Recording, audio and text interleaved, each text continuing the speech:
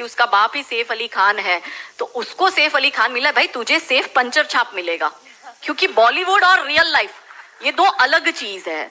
पर हमारी बेटियां ये समझती नहीं। तो 13-14 साल की बच्ची के दिमाग में ये कि अगर प्यार करना है तो मुसलमान से करो, मैं इतिहास में छप जाऊंगी, मेरी तो लव स्टोरी बन जाएगी। फिर वो अलग बात है, वो 35 टुकड़ों में आती है। दूसरी बात ये कि 25 साल की लड़कियों को ये बिगाड़ रहे हैं। 25 से 35 साल की शादीशुदा महिलाओं को बिगाड़ने का काम एकता कपूर जैसी महिलाएं अपनी टीवी सीरियल के माध्यम से करती है।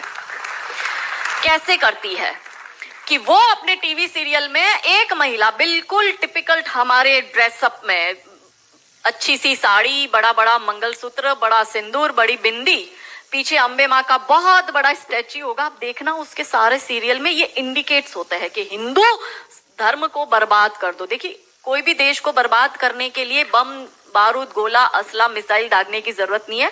आप उस देश की सांस्कृतिक व्यवस्था, शैक्षणिक व्यवस्था और पारिवारिक व्यवस्था को खत्म कर दो, वो देश अपने आप खत्म हो जाएगा।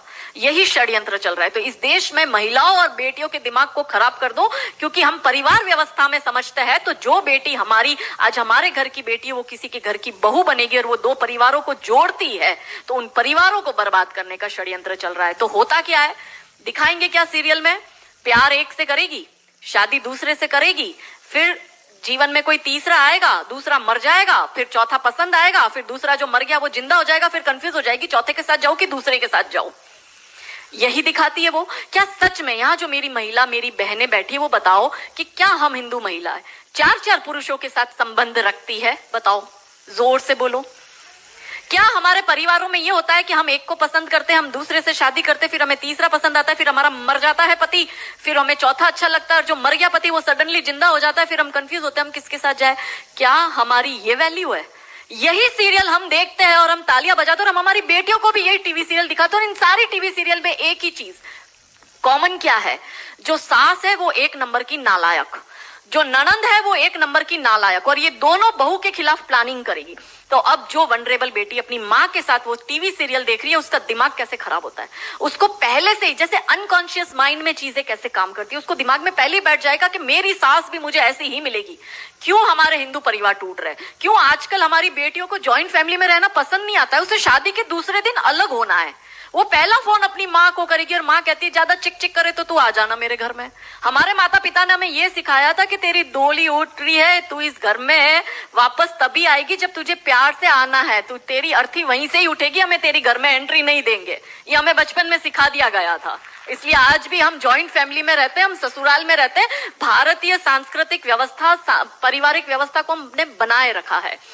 फिर एकता कपूर क्या करेगी? अनुपमा जैसी सीरियल में, ये एक ऐसी सीरियल है इसमें इतने ब्रेकअप और इतने डिवोर्स दिखा दिए कि इतने तो मुझे लगता है यहाँ जितनी मेरी बहनें और जितने मेरे भाई बैठे, इनके जान पहचान परिवार पूरे खानदान में नहीं हुए होंगे, इतने उस एक सीरियल में दिखाए।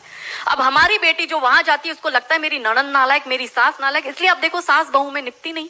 पहले कैसे निपटी थी, पहले कैसे रहते थे? और तीसरा जो मैंने कहा OTT, 35 से 45 वर्ष तक की महिला जो कि वर्किंग विमेन है, जो जॉब करती है, उस महिला को कैसे दिमाग खराब करना है फेमिनिज्म के नाम पर। यदि आप नौकरी कर रही है तो आपको परिवार नहीं चाहिए, आपको पति नहीं चाहिए, आपको सास ससुर नहीं चाहिए, वो सब आपके पैर की जूती, क्योंकि आप वर्किंग विमेन है, आप नौकरी कर रही है। और एक हाथ में दारू का ग्लास, दूसरे हाथ से सिगरेट फूको, अंग्रेजी में बड़ी बड़ी गालियां बको और आप अपने आप को फेमिनिस्ट कहो। क्या ये फेमिनिज्म है? ये फिल्म क्यों नहीं बनाते नायिका देवी पर, दुर्गावती पर, रानी कमलावती पर, रानी चिन्नमा पर, रानी अब्बका पर, रानी लक्ष्मीबाई पर? ये ऐसी फिल्म क्यों बनाते हैं? ये बनाए रानी नायिका देवी पर फिल्म के जिसने मोहम्मद गौरी को नपुंसक बनाकर गुजरात से मार के भगाया था और वो 13 साल तक वापस भारत में नहीं आया था। ये इसलिए नहीं बनाएंगे क्योंकि भारत की बेटी को करीना खान बनाकर उसकी कोख से तैमूर और जहांगीर पैदा करवाने हैं। बहुत बढ़िया, बहुत बढ़िया। ये नहीं चाहते कि हमारे देश की बेटी दुर्गा